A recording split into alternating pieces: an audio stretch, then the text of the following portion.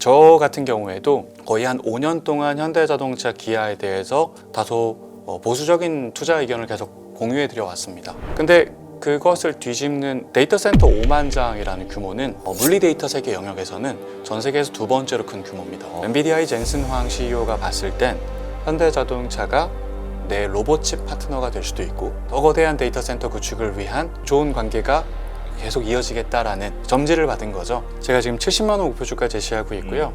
이 70만 원 목표 주가 제시한 근거는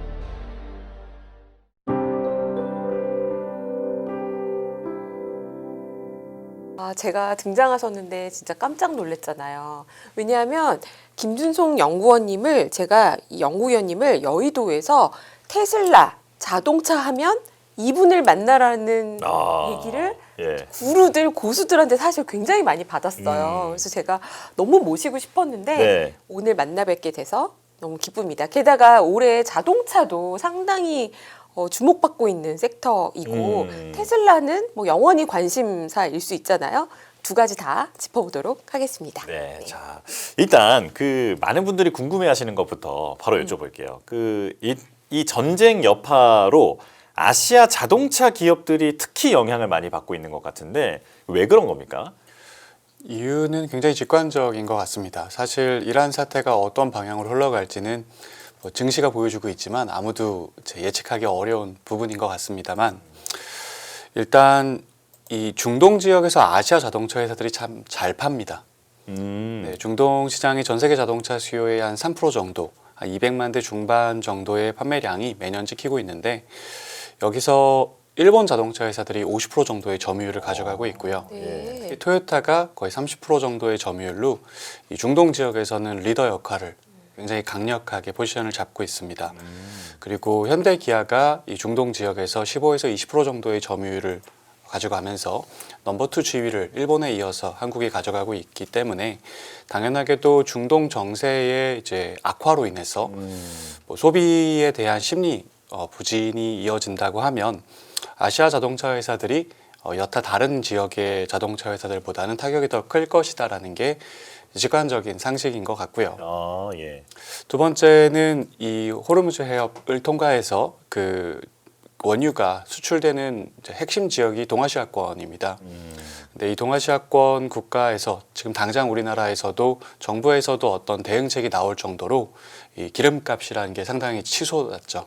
네. 그렇게 됐을 경우에는 자동차 특히 이제 요즘은 한국 시장에서든 어디서든 이 내연기관 자동차가 아니라 전기 자동차에 근거한 스마트카로의 수요 이전이 가파르게 진전되고 있는데 내연기관 중심의 포트폴리오를 갖고 있는 현재 기준으로는 그런 포트폴리오를 갖고 있는 일본이나 한국 업체들이 뭐 조금 좀 더 이 변화에 대응하기 어렵지 않나.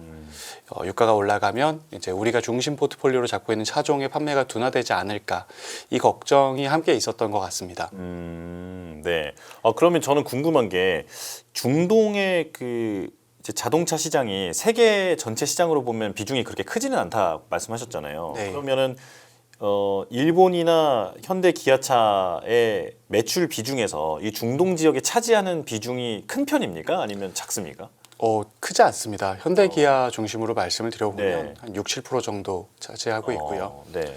이익 기준으로 보면 그거보다 조금 높아질 수 있습니다. 왜냐하면 중동에서는 저희가 이제 현대차 같은 경우에 제네시스 라인업, 뭐 팰리세이드 같은 고가 차종이 판매되고 있기 때문에 뭐 매출 비중보다는 이익 기여도가 좀 더 높을 수 있다고 보고 있습니다. 네. 그렇기 때문에 주가에는 또 좀 더 민감하게 반응을 할 수 있다. 근데 사실 현대기아 주가가 네. 특히 이제 현대차 중심으로 보면 지지난주 금요일에 70만 원 가까이 갔다가 뭐 장중에 50만 원까지 내려오기도 하고 또 이렇게 반등도 하고 이 변동성을 보이긴 했지만 우리만 그런 게 아니라 이제 코스피 전체가 다 그런 맞아요. 변동성에 휩싸여 있거든요. 그래서 다들 찾아보면 이유가 있겠지만 지금은 그냥 증시 자체의 불안전함을 걱정하는 수급이 부상했다가 조금 안심하는 수급이 부상했다가 단기적으로 우왕좌왕하는 모습이 자동차 업종 주가에는 가장 큰 영향을 주는 것 같습니다. 네. 최근에 그 현대 기아차가 하이브리드나 친환경차도 경쟁력이 있다 이런 얘기를 제가 좀 본 것 같아요. 전체 매출에서 내연기관 비중이 훨씬 높은 걸로 알고 있는데 친환경차의 비중은 어느 정도고 경쟁력은 어떤가요? 사실 이제 일단 정의부터 저희가 바로 한번 잡아본다면 네. 친환경차라는 키워드가 지난 2010년대를 지배했던 키워드라고 저는 생각을 합니다. 말씀하셨던 하이브리드 영역에서 현대기아의 부상이 두드러졌었고요. 일본 업체들과 함께 이 뭔가 기름을 덜 쓰고 연비가 좋고 친환경적인 그 메커니즘을 갖고 있는 자동차에서 시장이 원하기도 했고 부상도 많았죠. 특히 이제 폭스바겐의 디젤 게이트가 2010년대 초반에 발생하고 나서는 더욱더 그런 물결이 거세졌습니다. 하지만 이제 2020년대 이후에는 우리가 친환경차의 연장선상에서 전기 자동차라는 키워드를 주목했던 시간들이 있었는데요. 이제 그 시간을 넘어 지금은 이 전기 자동차의 전기라는 동력의 근거에서 고성능의 추론칩을 돌려 스마트한 이 이동 소프트웨어를 구동하는 스마트카가 이제 중심 키워드로 부상하고 있는 것 같습니다. 네. 그래서 뭐 하이브리드 비중이나 전기 자동차를 포함한 친환경차의 비중이 현대기아가 계속 올라가고 있는 것은 사실이지만 주가적 측면에서 바라봤을 때는 그로 인한 판매 성장이나 실적 개선이 주가에 도움이 전혀 되지 않았었고요. 아, 네. 그 이유는 시장의 포커스가 앞으로의 미래의 중심축이 될 것은 전기 자동차가 아니라 전기 에너지를 사용해서 소프트웨어를 돌리는 자율주행 스마트카가 될 거라는 시각에서 현대기아가 잘할 수 있을까에 대한 걱정이 많았던 거죠. 네. 근데 그것이 이제 생각의 변화가 발현되기 시작한 게 작년 10월부터고요. 네. 그 작년 10월 이후에 현대자동차 주가의 경우에는 거의 3배 가까이 상승을 하면서 시장이 이제 친환경을 넘어 현대차 또한 현대자동차 그룹 또한 스마트한 자동차 회사로 거듭나는 것이 아닌가라는 기대감이 굉장히 이제 주목받고 있는 상황인 것 같습니다. 네. 제가 자동차를 정말 잘 몰라서 이 흐름을 뒤따라가느라 지금 바쁜데요. 예. 아, 그렇구나 하면서 듣고 있어요. 현대차 주가가 오른 게 단지 재평가된 것뿐만이 아니라 그런 스마트카에 대해서도 인정을 받고 있다는 말씀이신데 사실 이제 테슬라 얘기를 하도 많이 듣다 보니까 미국은 거의 자율주행 그리고 중국은 포니 같은 회사들이 자율주행을 하고 있지 않습니까? 과연 현대차의 스마트카의 기술은 어느 정도 수준이라고 봐야 할까요? 볼 게 지금은 없습니다. 아, 그런데 아직 이제 기대감이 나오지 않았죠. 네. 하지만 기대감이 발현됐고 그 기대감이 굉장히 구체화되고 있는 상황인 것 같습니다. 그냥 제가 먼저 탑다운에서 제가 아닌 시장 참여자들이 집단 지성을 통해 어떻게 이 모빌리티 기업들 가치 평가를 하는지부터 기준을 잡아보겠습니다. 뭐 구글도 그렇고 엔비디아도 그렇고 뭐 마이크로소프트나 아마존도 그렇고 테슬라도 그렇고 지금 이른바 나 인공지능 좀 해라고 얘기할 만한 거대한 기업들이 지향하고 있는 키워드가 하나가 있습니다. 이제 그 회사들을 이끌고 있는 수장들에게 너 뭐 하고 싶어? 인공지능 갖고 결국 하고 싶은 게 뭐야? 라고 했을 때 내가 하고 싶은 거를 이렇게 표현합니다. 네, AGI, 네, General Intelligence라는 걸 만들고 싶어 하죠. 네, General Intelligence는 쉽게 표현하면은 그냥 저희를 완전히 대체 가능한 예를 들어 저는 비물리적인 사고 능력도 있고요. 물리적인 행위 능력도 있습니다. 그리고 이 행위도 수십만 가지, 수백만 가지를 할 수가 있죠. 두 분도 마찬가지고요. 네. 그런 여러 가지 물리적인 행위 능력을 하나의 디바이스인 제 몸체를 갖고 구현할 수 있는 게 인간이거든요. 네, 그런 것들, 정말 많은 노동 행위들을 요즘 인공지능이 노동을 제거한다, 대체한다 화두가 되고 있는데 네, 그 하나의 영역을 대체하는 게 아니라 모든 영역에서 인간이 할 수 있는 모든 노동을 대체할 수 있는 수단 그것을 이제 AGI라고 이야기를 하는데요. 완성형 로봇이죠. 네. 그거를 만들기 위한 방법이 하나입니다. 네, 월드 모델을 만들어야 됩니다. 월드 모델이라는 것은 우리가 영화 매트릭스를 보면은 그런 장면이 있습니다. 빨간 약 먹을래, 초록 약 먹을래. 네. 네. 그 약을 먹고 나면 이제 진실이 보일 거야. 이런 장면이 기억이 나실 거예요. 네네. 그 장면을 보기 전까지 그 영화의 주인공인 네오는 자기가 살고 있는 세상이 시뮬레이션인지 몰랐습니다.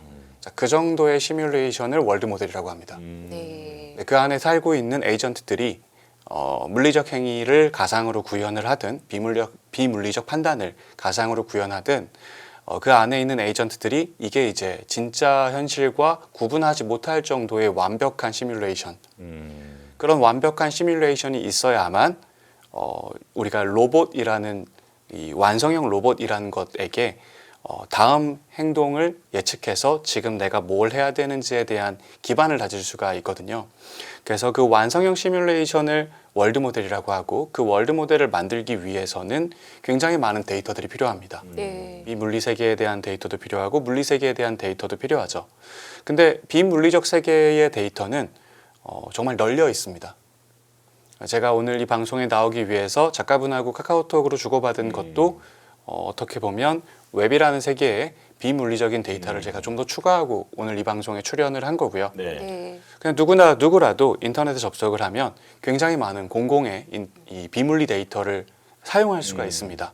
그래서 요즘 보면 이번엔 제미나이, 이번엔 그록, 이번에는 챗GPT, 이번에는 클로드 왔다 갔다 하면서 이제 1등이 바뀌거든요. 네. 네, 정말 많은 자본이 있고 정말 많은 투자가 가능하다면 데이터에 대한 액세스는 상호간에 다 무한하기 때문에 이제 비물리적 영역에서의 경쟁은 치열합니다. 근데 물리적 데이터도 함께 모아서 트레이닝을 시켜야 월드 모델이라는 걸 개발해서 AGI로 갈 수가 있는데 이 물리 영역에서 데이터를 모을 수 있는 방법이라는 게 마땅치가 않습니다.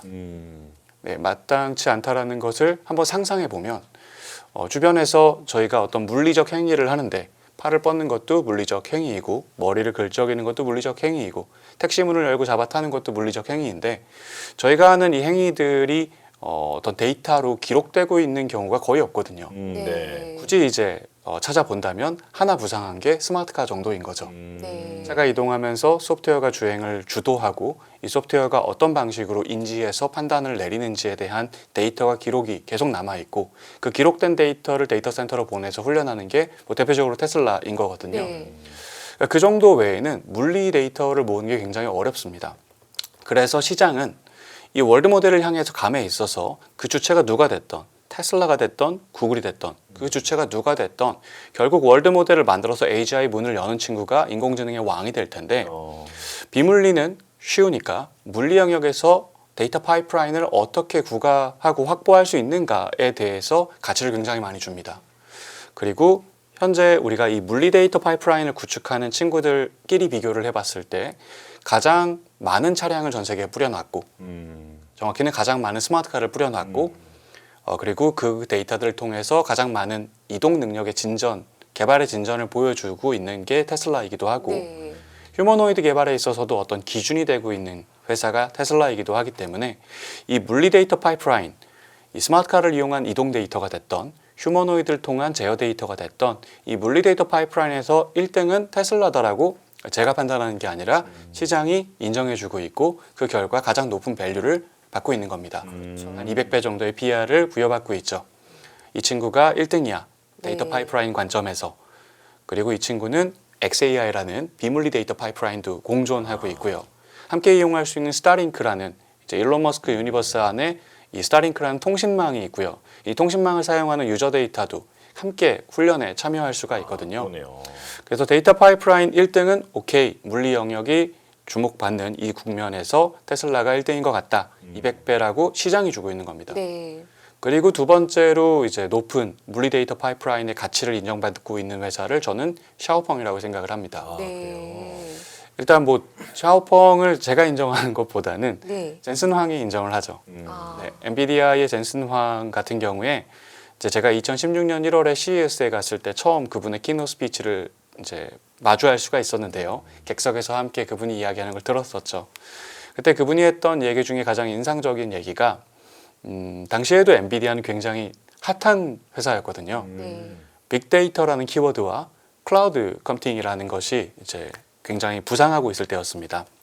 그래서 이 클라우드 서비스를 위한 칩 제공자로서 엔비디아의 이제 주가 상승이 굉장히 두드러졌던 시기였고 젠슨 황이 키노 스피치를 함에 있어서도 수많은 객석에 있는 참여자들이 그에 대한 이야기를 해줄 걸 알고 이제 자리에 함께 했었습니다만 그때 재밌게 해줬던 이야기는 지금 당장 우리의 이 성공을 구가하는 동력은 데이터 센터에 들어가는 칩들이지만 데이터 센터는 인프라, 네, 인공지능을 만드는 인공지능 공장으로서의 인프라고 결국은 이 인프라의 시대를 지나서 이 인프라에서 만들어낸 인공지능이 투과된 로봇 디바이스의 시대가 올 것이다. 네. 그리고 로봇의 개수는 인간의 숫자보다 네, 몇 배, 몇십 배 많을 수 있다. 고로 인프라 장사를 하는 것은 칩 장사를 하는 내 입장에서는 고객당 연간 뭐 몇만 장, 몇십만 장 단위의 칩 장사를 하는 거라면 이 로봇 디바이스로 넘어간다고 했을 때 내가 할 수 있는 장사는 몇억 장, 몇십억 장 단위의 칩 장사를 할 수 있다. 이 얘기를 해주셨던 게 굉장히 인상적이었어요. 그게 10년 전이라는 말씀이신 거죠? 예, 맞습니다. 네. 그리고 10년 전에 그때 이 말을 하면서 최초로 그 당시에 16년 1월에 이 로봇에 들어가는 칩, 이제 우리가 뭐 루빈이나 뭐 아니면 하퍼나 뭐 블랙웰이나 데이터 센터에 들어가는 칩들은 굉장히 익숙하게 잘 알고 있습니다. 엔비디아에 투자하시는 분들도 많고 엔비디아의 투자 성과를 기대함에 있어서 중요한 실적 기여를 그 칩들이 하고 있으니까요. 근데 그 당시 16년 1월에 이런 데이터 센터에 들어가는 칩이 아니라 로봇 안에서 인공지능 모델을 추론할 수 있게 도와주는 첫 번째 칩을 공개를 합니다. 네. 그 칩의 이름이 드라이브 PX2였죠. 근데 그 칩을 이제 공개를 하면서 이 칩을 갖고 나와 함께 갈 로봇 친구, 나의 로봇 파트너를 소개합니다라고 이제 이야기를 했어요. 그게 누구였냐면 테슬라였습니다. 네. 네, 그 첫 번째 칩을 테슬라가 썼었죠. 그러다가 이제 테슬라가 19년에 이제 자체 칩으로 넘어가죠. 그게 훨씬 더 비용 효율적이고 성능 효율적이기 때문에 그 선택이 올바르다고 누구나 생각을 하고요. 테슬라는 어쨌든 자기의 길을 가게 됩니다. 그리고 이제 엔비디아 입장에서는 2016년에 이제 드라이브 PX2라는 칩을 통해서 테슬라와 협력을 했는데 이 친구가 밖으로 나아가면서 이제 다른 파트너가 필요했습니다. 네. 네, 이야기가 굉장히 길게 돌아왔는데 그게 바로 제가 세컨 티어의 물리 데이터 파이프라인을 갖고 있다고 말씀드린 샤오펑입니다. 네. 네, 샤오펑이 2020년 초에 엔비디아의 두 번째 로봇용 칩인 자비에, AGX 자비에라는 칩을 장착을 하면서 스마트카에 대한 도전을 시작을 합니다. 네. 그리고 엔비디아는 그 이후에도 자비에 이후에 오린이라고 불리는 칩과 토르라고 불리는 칩들까지 이제 이어서 개발을 해왔고요. 중국의 스마트카 브랜드들이 한 2, 3년 정도 전부터 저희 귀에 많이 들리기 시작했습니다. 네. 그리고 한국에서도 그런 그 관심을 이어서 중국의 상해 모터쇼나 북경 모터쇼, 광주 모터쇼에 많이 참여하기 시작했는데 그 이유가 중국 친구들이 스마트카를 너무 잘하기 때문입니다. 그 잘하는 스마트카 진영의 핵심 기술인 이 추론칩에 있어서 엔비디아의 오린이나 뭐 토르 같은 칩들이 이제는 범용적으로 중국에서 굉장히 많이 쓰이고 있습니다. BYD도 엔비디아와 함께 하고 있고요. 뭐 우리가 잘 아는 샤오펑 외에 뭐 니오나 리오토 뭐 그리고 수많은 이 중국의 스마트카 준비하는 친구들이 엔비디아의 협업으로 여기까지 왔죠. 그 중에 이제 가장 뛰어난 중국 친구가 저는 개인적으로 샤오펑이라고 보는 겁니다. 특히 샤오펑 같은 경우에는 우리가 스마트폰에서 과거에 삼성전자가 구글 안드로이드 OS를 이제 연합 전선으로 구축해서 굉장히 성공적으로 지금까지 판매를 잘하고 있지 않습니까? 네. 그 샤오펑이 지금 폭스바겐에게 그런 라이센스 비즈니스를 개진했습니다. 네. 폭스바겐은 자체 개발보다는 이 중국의 샤오펑에게 의지하여 일단 중국에서 생산한 차량을 해외로 나아가는 이 스마트카 전략을 이제 구축을 했고요. 그 발표를 양사가 함께 이제 올 초에 했죠. 그래서 저는 이 샤오펑이 넘버 2다. 그리고 이 샤오펑이 모빌리티 물리 데이터 파이프라인 진영에서 두 번째로 높은 밸류에이션인 50에서 70배를 왔다 갔다 합니다. 네. 샤오펑 같은 경우에는 일단 캐시플로우도 지금 흑자로 전환을 한 상황이고요. 그리고 이제 더불어서 아까 제가 물리 데이터 파이프라인이 크게 두 가지를 생각해 볼 수가 있는데 뭐 더 있을 수도 있지만 일단 대표적으로는 자동차 폼팩터의 로봇, 스마트카, 그리고 사람 폼팩터의 로봇, 휴머노이드 여기 두 개에서 이동 데이터와 제어 데이터를 모으는 게 일반적인데 샤오펑 같은 경우에는 작년에 아이언이라고 불리는 휴머노이드에 대한 공개 및 발표 행사가 있었고요. 이에 대한 대량 양산을 올해부터 개진할 것으로 발표하고 있습니다. 그래서 테슬라보다는 이동 데이터의 확보량 측면에서나 휴머노이드의 개발 진척 상황에 있어서나 조금은 떨어지지만 이 친구가 넘버 2다라고 이야기하는 거에 큰 무리가 없을 것 같습니다. 네. 그래서 테슬라가 200배, 네, 샤오펑이 이제 한 6, 70배를 받고 있는 거죠. 네. 그리고 이제 서드 티어가 이제 중국에 있는 친구들 중에 스마트카에서 굉장히 높은 판매 성장을 만들어내고 있고 샤오펑의 뒤를 따라가고 있지만 아직은 유의미한 현금 흐름을 창출하지 못하는 이제 일종의 투자기인 거죠.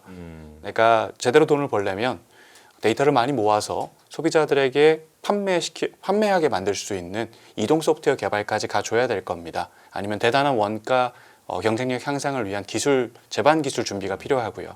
근데 거기까지 가지는 못했지만 그래서 아직은 스마트카 판매로 인해서 대단한 이 수익 실현을 하진 못하지만 적어도 판매량을 굉장히 빠르게 늘리고 있는 친구들, 그리고 가까운 시일 내에 그리고 얼마 전에 휴머노이드에 대한 전략 발표를 했던 친구가 리오토 네. 그리고 샤오미 같은 친구들이 있습니다.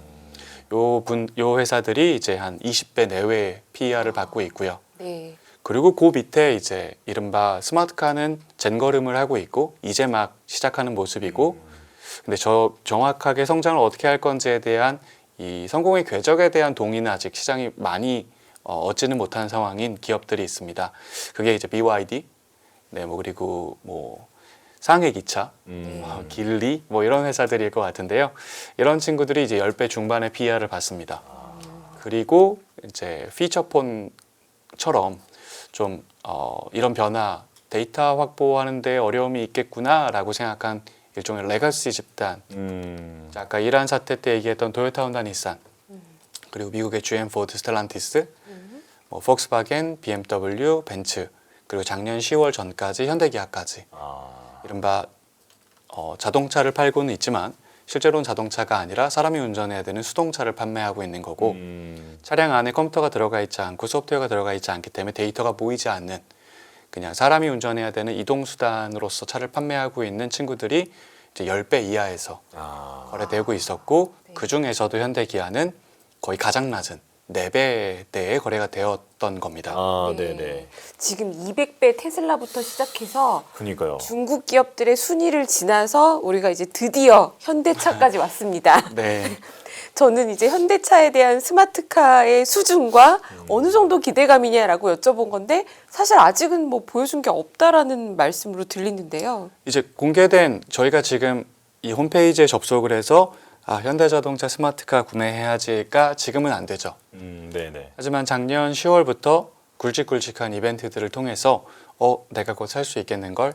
이라는 생각들이 모락모락 오고 있는 겁니다. 네. 근데 저는 그 위원님 말씀을 들으면서 궁금했던 게 많은 시장 참여자들이 주목하고 또 실제 주가에 많은 영향을 줬던 게 로봇이라고 생각을 했었는데 지금 말씀을 들어보니까 어떤 데이터를 얼마나 쌓아놓고 데이터를 얼마나 공급해 줄 수 있느냐 그런 부분에 대한 가치가 하나 있는 거고, 그리고 스마트카, 자율주행 이쪽을 더 근본적으로 지금 설명을 해주시는 것 같거든요.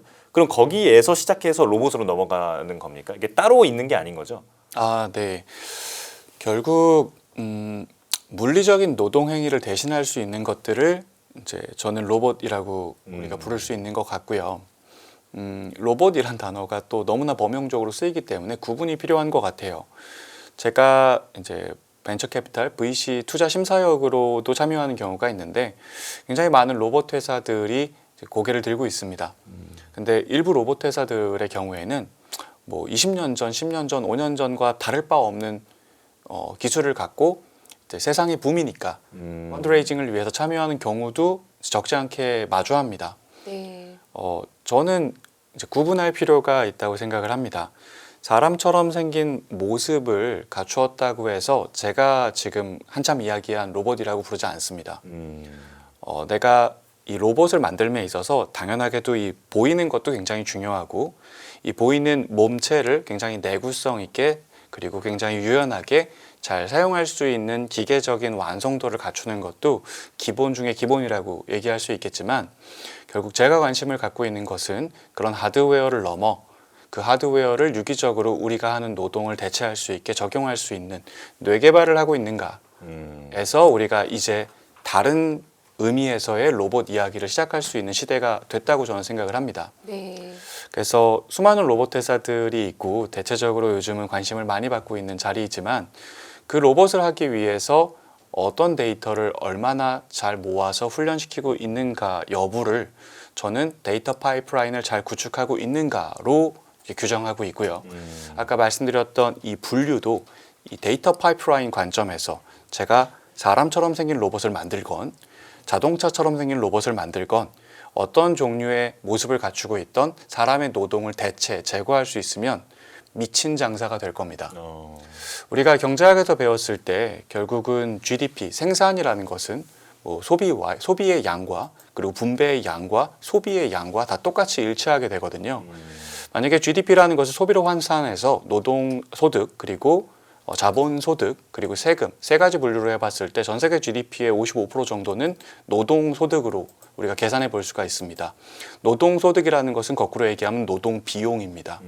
노동 비용을 제거함으로써 극단적인 생산성 향상을 만들 수 있다는 게 이제 우리가 경제학 개론 때 배웠던 컵 더글라스 생산함수에서 나왔던 기본적인 논리이고, 그것을 바꿔나갈 수 있는 이제 노동을 대체할 수 있는 로봇이라고 이야기를 하려면 저희 같이 월드 모델을 갖고 있는 네. 지능을 갖고 있는 녀석이어야 합니다. 그냥 여기서 있다가 여기로 가고 그 다음엔 저기로 가고 그 다음에 저 마우스를 들고 그 다음에 저 TV를 청소하고 저 뭔가 대단한 여러 가지 노동을 하고 있는 것처럼 보이지만 만약에 그 5가지 노동만 계속 반복하는 거라면 지능이 있다고 저는 판단하지 않습니다. 네. 그래서 그 지능을 갖추기 위해서 데이터가 필요한데 현대자동차가 주목을 받기 시작한 것은 작년 10월 말에 이제 젠슨 황과 깜푸치킨을 먹은 것이 굉장히 이제 재미있게 많은 국민들로부터 관심을 받았지만 깜푸치킨을 먹은 그 행위보다는 블랙웰 5만 장이라는 거대한 GPU 클러스터, 데이터 센터를 구축한다라는 키워드가 이 회사가 어쩌면 물리 데이터 파이프라인을 구축하는 걸지도 몰라라는 기대감을 만들었고요. 네. 그 이후에 나온 이벤트들이 그걸 강화한 거죠. 이제 저 같은 경우에도 거의 한 5년 동안 현대자동차 기아에 대해서 다소 보수적인 투자 의견을 계속 공유해 드려 왔습니다. 네. 왜냐하면 이제 아까 처음에도 말씀 주셨지만 저는 테슬라란 기업을 계속 공부를 해왔고 중국의 샤오펑이나 화웨이, 샤오미 같은 친구들도 계속 만나고 공부를 해왔습니다. 데이터의 중요성을 누구보다 잘 알고 그들이 데이터를 얼마나 강하게 잘 확보하고 훈련하는지 도전하고 있는지를 봐왔거든요. 근데 처음에 말씀드렸듯 오늘 저희가 현대자동차의 스마트카를 살 수 없는 것처럼 그런 어떤 데이터의 진전들을 보여주지 못했기 때문에 현대차 기아의 밸류에이션이 2020년 8배, 9배에서 4배, 5배까지 꾸준하게 매년 1, 2배씩 내려왔던 네. 현상을 저희가 본 겁니다. 네. 제가 안 좋게 봐서 내려온 게 아니라 시장이 그렇게 공감을 한 거죠. 근데 그것을 뒤집는 이 데이터 센터 구매 계약이라는 것이 이제 앞으로 저희에게 더 많은 뉴스 플로우로 이제 해석을 확장해서 할 수 있게 도와줄 거라고 생각을 합니다. 데이터 센터 5만 장이라는 규모는 물리 데이터 세계 영역에서는 전 세계에서 2번째로 큰 규모입니다. 네, 그런가요? 네, 1등은 네. 누군가요? 테슬라입니다. 네. 네, 테슬라가 그 랭귀지 모델 말고 물리 데이터를 학습하는 용으로는 맞습니다. 2번째라는 말씀이시죠? 네네네. 네.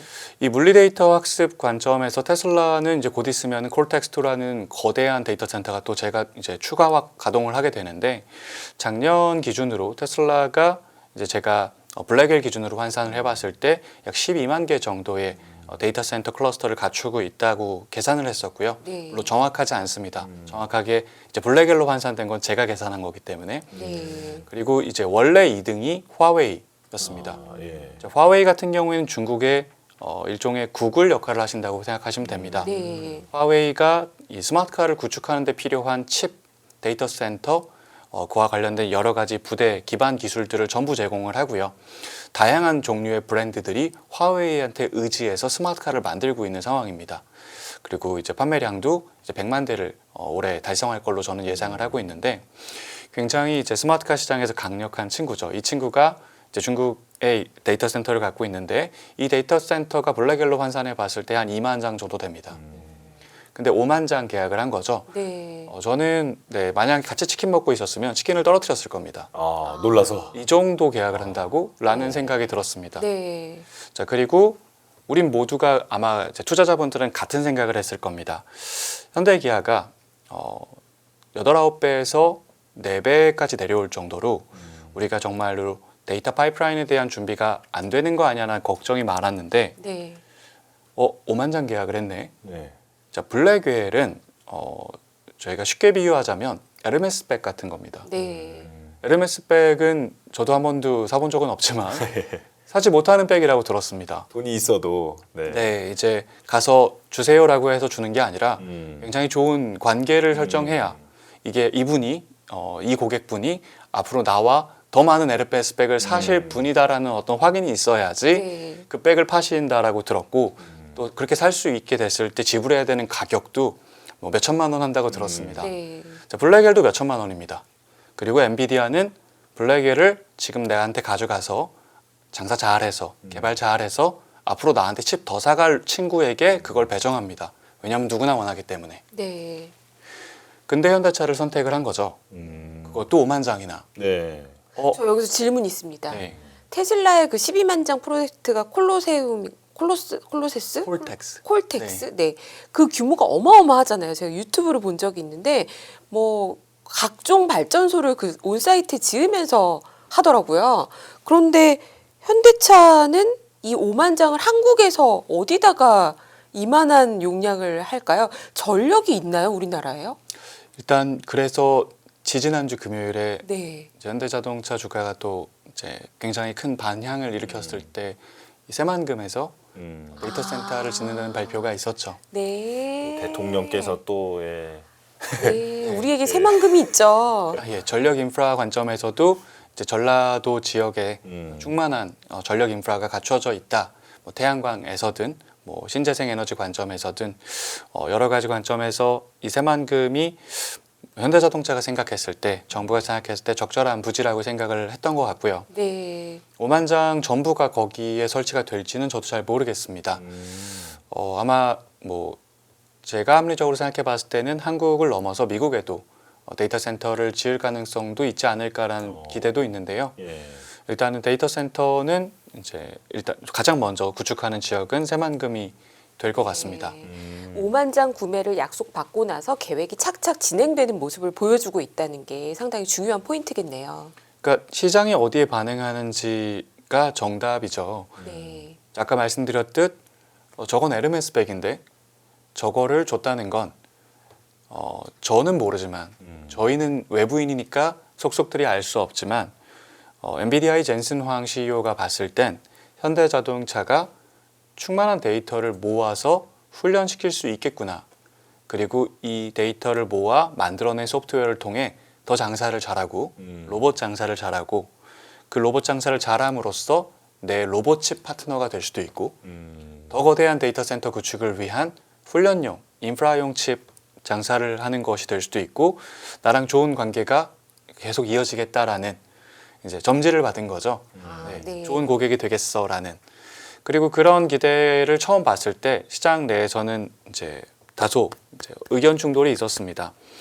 정말 잘할 수 있을까? 왜냐하면 굉장히 오랫동안 소외받아왔기 때문에 테슬라를 좋아하시는 분이면 분일수록 샤오미나 샤오펑을 좋아하고 공부했던 분이면 분일수록 정말 잘할 수 있을까? 아직 보지 못한 게 너무 많은데 증명해야 될 게 너무 많은데라는 그 걱정과 뭔가 데이터 파이프라인에 대한 디테일들이 이제 쏟아져 나올 거야. 저거 그냥 산 거 아니야. 벽에다 붙여서 장식장으로 쓰려고 산 게 아니잖아.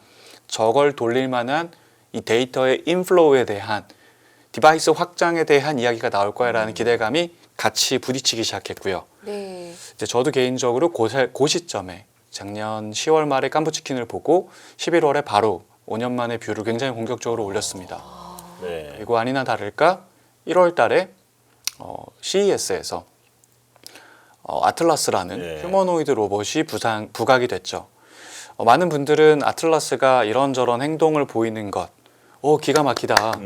야, 사람처럼 생겨서 정말 유연하게 맞아요. 간단하게 잘 움직인다라고 네. 환호를 하셨을 수 있지만 그게 이제 일반적 시각일 수 있지만 이제 저처럼 생각하시는 분들은 다른 걸 봤습니다. 아틀라스에 대한 발표를 했던 자리가 미디어데이였거든요. 네. 전 세계에서 온 투자자분들 그리고 언론인 분들을 앞에 두고 이제 현대자동차에서 발표를 하는 특별 어떤 행사였는데요. 그 행사에서 아틀라스가 이런저런 재미난 모습을 보여준 걸 넘어 그 뒤에 엔비디아가 나왔습니다. 엔비디아에서 나와서 이 로봇은 우리가 만든 가장 최신형 로봇에 들어가는 추론칩인 토르가 들어갈 겁니다. 라고 얘기해서 엔비디아랑 계속 협업 관계가 이런 식으로 확장되는구나라는 기대감을 부여했고요. 네. 바로 뒤에 이어서 한 친구가 또 나옵니다. 그게 구글입니다. 구글 제미나이 죄송합니다. 구글 딥마인드. 딥마인드. 네. 네, 구글 딥마인드에서 사람이 나오셨죠. 그래서 현대차 직원분과 함께 서서 이렇게 얘기했습니다. 이 로봇은 구글의 뇌를 사용합니다. 현대자동차의 휴머노이드 형태, 사람 폼팩터의 로봇은 우리 구글 딥마인드에서 만든 비전 랭귀지 액션 모델인 제미나이 로보틱스 1.5를 탑재하여 함께 데이터를 모을 겁니다. 라고 얘기했습니다. 자, 이게 어떤 의미냐면 아까 제가 월드 모델이라는 단어를 말씀을 드렸거든요. 네. 이렇게 생각해 보시면 좋을 것 같아요. 테슬라가 휴머노이드를 한다고 하는데 테슬라는 굉장히 많은 기대를 받는 기업이죠. 근데 휴머노이드를 한다고 하는데 어떻게 할까, 어떻게 개발할까를 생각해 보면 자동차처럼 개발할 거라고 생각하는 경우가 많아요. 자동차는 어떻게 개발했는데 차를 일단 팔고 차들이 돌아다니면서 이 안에 있는 컴퓨터와 소프트웨어가 이동 데이터를 모아서 그 이동 데이터를 갖고 이동 능력을 훈련시켜 만든 거야. 이게 상식이고 맞아요. 예. 팩트죠. 네. 자, 그러면 물컵을 드는 거는 어떻게 만들까요? 물컵을 드는 행동을 우리 모두 다 함께 데이터화할 수 있도록 이 모든 걸 다 센서와 칩과 액추에이터와 이 모든 것들을 다 달고 이걸 전부 메모리에 저장해서 보내주는 걸 해야 될까요? 그럼 이거를 그렇게 한다 치면 그 다음에 이 노트북을 정리하는 거는, 그러니까요. 불가능하죠. 화장실 청소하는 거는, 세탁기에서 세탁물을 꺼내는 거는, 자, 이 행위 하나하나를 따로 개발하는 건 불가능에 가깝습니다. 네. 네, 이 행위들을 다 만들어서 하나하나 잘라서 판매하는 것은 강아지 산책기는 필요하세요? 우리 앱스토어에서 다운로드 받으세요. 300불. 네. 이건 가능해도 그 행위 하나를 따로따로 개발하는 건 어렵습니다. 네. 그래서 필요한 게 월드 모델입니다. 음. 물리 세계를 완벽하게 이해하는 거죠. 우리가 살고 있는 세상의 기본 원칙은 물리 법칙이고 이 물리 법칙에 근거해서 우리는 인과관계, 상호 관계를 이해합니다. 내가 이렇게 밀면 이 컵이 움직일 거라는, 그리고 이 안에 있는 물이 흔들릴 거라는 것을 충분히 예측할 수 있죠. 어떻게 해요? 제 머릿속에서 시뮬레이션 하니까. 그 완벽한 매트릭스의 네오가 살고 있는 것 같은 완벽한 시뮬레이터가 있으면 그 친구는 제가 하나하나 가르치지 않아도 여러 개를 할 수 있는 겁니다. 그리고 그 이 월드 모델을 만들기 위해서 테슬라는 물리 세계의 법칙을 이해하기 위해 자동차를 뿌린 거죠. 비디오를 찍는 게 아닙니다. 이렇게 이동하고 있어. 광화문은 이렇게 생겼고 주변에 차들은 이렇게 있어를 데이터를 모으는 게 아니에요. 이 차가 돌아다니면서 관성이 어떻게 작동을 하고 있고 가속도가 어떻게 작동을 하고 있고 중력이 어떻게 작동하고 있고 온도는 어떻고 습도는 어떻고 우리가 알고 있는 거의 모든 종류의 물리 데이터를 수집하면서 네. 내가 한 발 나아갔을 때, 내 바퀴가 한번 굴렀을 때 이 주변의 환경은 어떻게 변화하는지에 대한 인과관계를 이 다양한 물리적인 팩트, 정량적 데이터와 융합해서 쌓아놓고 이걸 갖고 세상이 어떻게 돌아가는지 배우고 있는 거죠. 그래서 테슬라는 그런 인과관계에 대한 데이터를 모으고 이걸 바탕으로 월드 모델을 만들고 있는 거고, 자, 구글도 똑같습니다. 구글 같은 경우에는 제가 인상적으로 읽었던 논문이 이제 플루토라는 이제 영유아의 발달 과정에서 착안한 어떤 물리 모델의 이제 기초를 거기서 이제 만들었던 그 시작이 2022년 정도였는데요. 그 뒤에 이제 RT1, RT2라는 로봇 트랜스포머라고 부르는 그 로봇 군집을 만들어서 다양한 로봇 집단, 전 세계에 있는 20-30개의 로봇 회사들, 대학들과 함께 이 물리 데이터를 모았습니다. 그리고 이 물리 데이터를 모은 걸 갖고 이제 진이라고 불리는 월드 모델에 자신이 유튜브에서 모으는 데이터들과 이제 RTX, RT1, RT2라고 불리는 로봇 군집에서 나오는 물리 데이터를 융합해서 진이라는 월드 모델을 만들고 그 안에서 시마라고 불리는 에이전트가 열심히 활동을 하면서 이제 이 물리 세계에서 적용할 수 있는 어떤 노동에든 적용할 수 있는 월드 모델 구축에 도전을 해왔고 그 결실이 지금 현대자동차에서 함께 발표한 제미나이 로보틱스 1.5라는 VLA 모델입니다. 자, 근데 논문에서 나오는 성과표를 보면 90점까지는 왔어요. 네. 이 친구가 처음 보는 현상을 대응하거나 어떤 물리 노동을 시켰을 때 잘할 수 있는가? 너 여기서 옷 개봐. 너 여기서 설거지 해봐. 너 여기서 세탁기 건조기 돌려봐. 이런 것들을 시켰을 때 90%까지 왔습니다. 한 2년 전에 제가 봤을 때 점수가 한 3, 40점이었는데 굉장히 많은 진전을 했죠. 근데 이 인공지능의 영역은 0점부터 100점까지의 발전의 난이도를 본다면 난이도가 99점부터 이렇게 올라갑니다. 네. 뒤로 갈수록 가파르게 어려워지죠. 네. 그래서 네, 구글한테 필요한 게 뭘까요? 네, 비물리 데이터는 구글이 왕입니다. 네, 우리 다 유튜브 보고 있죠. 그렇죠. 네, 근데 더 많은 데이터가 필요하고 더 고 퀄리티의 데이터가 필요하고 특히나 물리 영역 데이터가 필요합니다. 그거를 할 만한 친구를 찾아 헤맸을 겁니다. 네. 그리고 이른바 스마트카 진영에서 함께 할 만한 친구는 테슬라나 중국 친구들인데 그 친구들은 함께 할 가능성이 거의 없습니다. 구글과. 네. 그러면 이제 누군가 다른 친구여야 되는데 자, 자동차가 아니라 휴머노이드 쪽 씬을 보면 예를 들어 중국의 유니트리나 유비텍이나 두봇이나 뭐 아즈봇이나 굉장히 많은 휴머노이드 기업들이 있고요. 미국 쪽이나 유럽 쪽에도 굉장히 많은 휴머노이드 씬이 있는데 대부분 스타트업 베이스입니다. 휴머노이드를 소량 생산할 때 10억이 들지 5억이 들지 많이 들 텐데요. 예를 들어 10억이 든다고 가정해서 100개 만들면은 1000억입니다. 자, 스타트업들은 많이 만들기가 힘들어요. 자, 근데 현대자동차가 CES에서 이렇게 발표를 합니다. 우리 3만 개 만들 거예요. 네. 아, 네. 우리 돈 있어요. 돈 있거든요. 자, 그리고 이 스타트업 베이스의 휴머노이드 기업들이 또 이제 찾아 헤매는 어려운 부분이 로봇을 훈련시켜서 데이터를 만들 공간이 필요합니다. 네. 가정에서 맘대로 훈련시키기가 어렵습니다. 이렇게 해서 유리 깨고 이렇게 해서 우리 아이 때릴 수도 있거든요. 안전한 공간에서 트레이닝을 할 수 있는 그런 거점이 필요한데 현대자동차 그룹은 현대차, 기아, 모비스, 위아, 오토에버, 글로비스 뭐 수도 없이 많은 계열사의 공장을 스마트 팩토리로 전환해서 로봇 트레이닝에 활용할 수가 있습니다. 아, 예를 들어 지금 피규어 AI라는 스마트 휴머노이드 기업이 이제 작년 기준으로는 60조 밸류를 받으면서 휴머노이드 스타트업 베이스의 휴머노이드 기업 중에 가장 높은 밸류를 받았는데 작년에 만든 휴머노이드 개체 수가 150개입니다. 자, 그런 거에 익숙해져 있는데 현대차가 얘기한 거죠. 나 내 공장에 내 돈으로 3만 개 넣을게. 네. 구글한테는 굉장히 좋은 물리 데이터 파이프라인 기업 파트너가 되겠죠. 네. 자, 그런 이야기들이 자, 데이터 센터를 지은 이야기도 이 CES에서 아틀라스가 춤을 춘 게 아니라 아틀라스가 누구와 어떻게 데이터를 많이 모아갈 수 있는지에 대한 로드맵이 공개된 것.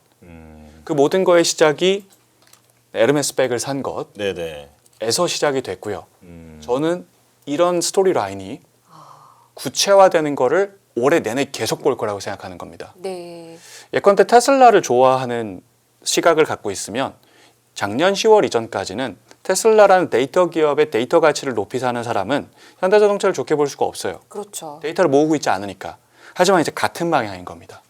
예를 들어 테슬라의 경우에는 올해 4월이 굉장히 중요합니다.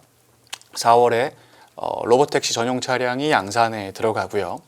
그리고 아까 말씀드렸던 콜텍스2가 가동을 하면서 이제 뇌가 한 번 더 업그레이드가 되는 행사가 있을 거고요. 그 업그레이드된 뇌가 Unsupervised FSD로서 로보택시의 이제 확장에 쓰여질 거다라는 생각들을 많이 하는데 자, 이런 것들을 해서 로보택시를 하면서 돈을 많이 벌면 예를 들어 토요타를 보거나 폭스바겐을 보면 쟤네 어떡하냐 라는 생각이 들 겁니다.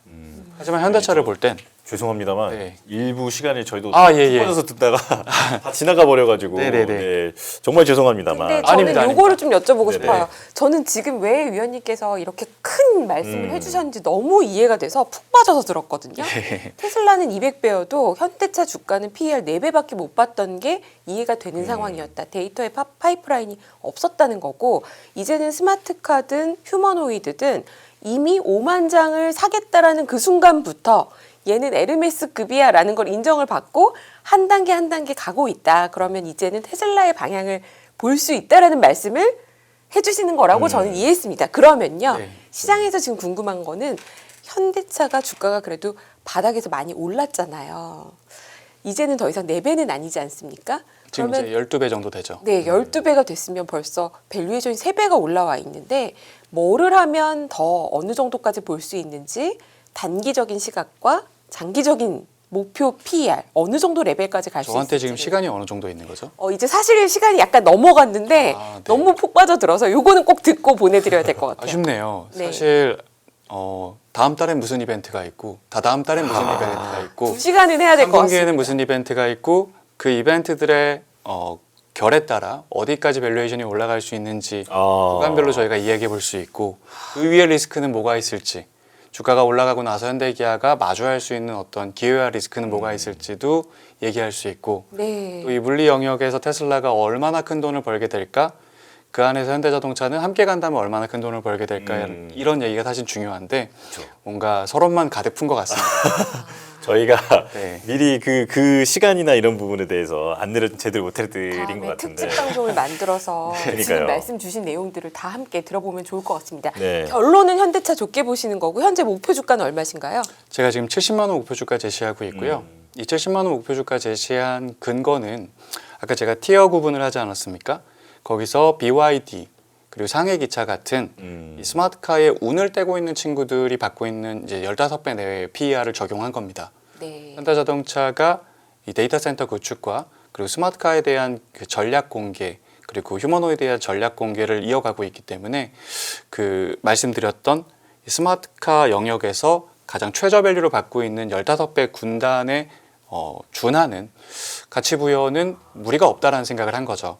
예. 그리고 만약에 현대자동차 그룹이 이제 앞으로 시간이 지나면서 스마트카에 대한 좀 더 구체적인 진전들, 데모카를 공개한다거나 데모카를 배포한다거나 데모카 배포를 통해 데이터를 모으고 데이터 센터를 가동한다거나 아틀라스가 투입되고 아틀라스에서 데이터가 모여지고 그를 통해 기능 개발이 되는 그런 과정까지 올해 우리가 볼 수 있다면 예를 들어 세 번째 티어인 뭐 샤오미나 리오토 같은 친구들 처럼 20배 이상의 밸류도 가능하다라는 생각도 같이 갖고 있습니다. 네. 지금이 12배인데 20배만 간다 하더라도 주가가 어느 정도인지는 아마 투자자분들께서 더 쉽게 계산이 되시지 않을까 싶습니다. 이게 정말 많은 분들이 또 아쉬워하고 계세요. 정말 푹 빠져서 들었다는 분들이 많이 계신데 다음에 아예 한번 좀 긴 시간 모시고 네. 좀 깊이 있는 말씀을 다시 한번 좀 부탁드리겠습니다. 네. 여기서 인사드리겠습니다. 자, 김준성 메리츠증권 연구위원님과 함께했습니다. 고맙습니다. 네, 감사합니다. 고맙습니다. 네.